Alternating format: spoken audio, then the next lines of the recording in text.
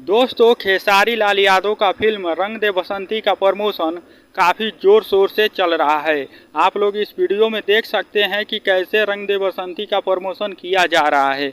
गांव-गांव में पोस्टर लगा के सब जगह रंग दे बसंती का प्रमोशन किया जा रहा है।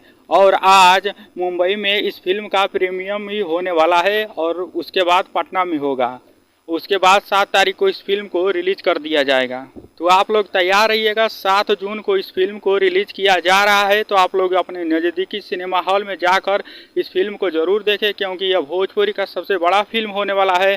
क्योंकि इस फिल्म को काफ़ी भारी बजट में बनाया गया है, तो इसीलिए इस फिल्म का प्रमोशन काफ़ी ज़ोर शोर से किया जा रहा है, क्योंकि यह भोजपुरी का सबसे बड़ा मूवी और काफ़ी भारी बजट का मूवी है। तो आप लोग अपने नज़दीकी सिनेमा हॉल में जाकर इस फिल्म को ज़रूर देखें। तो आप लोगों को यह जानकारी कैसे लगी तो कमेंट बॉक्स में ज़रूर बताएं।